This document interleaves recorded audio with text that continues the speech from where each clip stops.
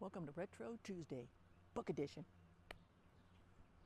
Hey, welcome everyone. Wanted to show you a few books on this Retro Tuesday. Normally I do Retro Wednesday, but I have a busy week lined up, so we're going to do one on Tuesday. I chose a few of my books that I do have in my retro collection, and they are very cool. I recommend them. You can still get them today. One piece I wanted to show you, it is not a book. By the way, say hi to Jason Voorhees right here. Hi, Jason. He likes to hang around with me with a lot of my videos and a lot of things that I do. He is a very cool piece. I got him a few years ago. But the first piece, I meant to bring this up when I did my Back to the Future 2 video, but my brother got me this. It is the time circuits from Back to the Future. These are all stickers. It is not a digital thing, but they do light up at night. There is a battery pack in the back and just a switch on the side, so all you have to do is turn it on and it lights up all of the different times and dates that you see in Back to the Future and Back to the Future 2. This is a cool piece that I forgot to put in my video, so I thought I'd show it right now. And on to the books. One book you could still get today, Tobin's Spirit Guide. If you remember which movie this came from, it's only mentioned maybe one time, two times in the movie, but it is from Ghostbusters. And they mentioned it about halfway through the film when they're sitting in their Ghostbusters office and they mentioned Tobin's Spirit Guide. It really is a cool book. It's got all kinds of things about spirits and different kinds of spirits, the names of the spirits. Yeah, it's really cool. You have to really come look in there to know that. And I think Zool is in there from Zool and Gozer, I think, are mentioned in here. So a very cool book. I do highly recommend this. I think you can get it off of Amazon. The second book I'd like to show you was one that I really liked. If you're an 80s person, 80s or 90s person, Stuck on VHS. I think this is still available. I'm not sure if it was one of those one-time deals where you buy it and then it's good, or they have the deal going for a certain time and then they stop it. But this was a history of VHS stickers. And if you go through the book, it'll show you different, I think they even mention a few video stores, but you could see the stickers that were used back then. All kinds of stickers. All the rewinds, the prices, the little things like science fiction, drama, all kinds of things. Horror. By the way, if you hear sounds out here, there's a bird flying around. So he's kind of making some noise. But yeah, they really did a good job on this book. It's just full of just all this nostalgia from the 1980s. There's even some stickers back here. You see these stickers. I got some more right here, Stuck on VHS, all kinds of cool things that you saw on VHS tapes back in the 80s and the 90s. And you could see the back is like a cassette tape. Don't forget the popcorn, Be Kind, Rewind, all those nostalgic things that we saw in the video store that we didn't think would matter until we got older, and now I wish it was all back again. I really miss my 80s and 90s. But that was book 2. And book 3, again, I forgot to bring in my video from Back to the Future 2. I do have the Back to the Future book. It's the ultimate visual history. And it has different things from, here's an envelope right here, do not open until 1985. And it does have the letter in it that Marty wrote. And then you have the little card here that brings the 3 in and makes them disappear. It's full of all kinds of things. It tells the history of the movie, some scenes from there, the characters, all kinds of things. Trying to see what this paper was that just came out. Oh, this is Marty's tardy slip. Being a slacker, Mr. Strickland, when he was tardy for school.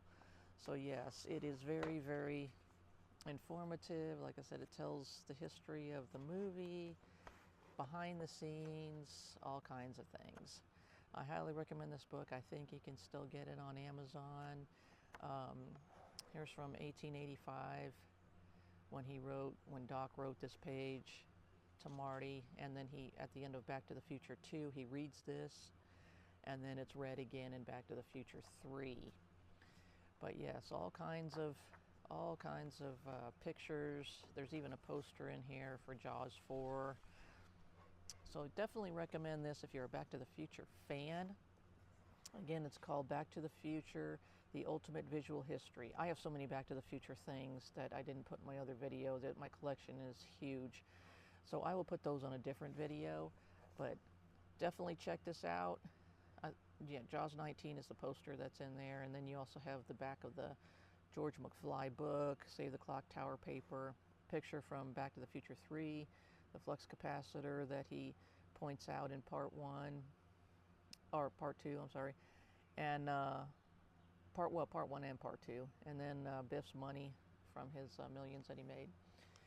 And finally, I would like to just show some nostalgic cookbooks. If you're a big cook or love cooking, I just got this not too long ago. It's the Ninja Turtles Pizza Cookbook. Very cool.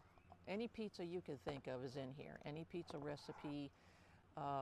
They've got how to make, some pizza dough, all just different kinds of pizza.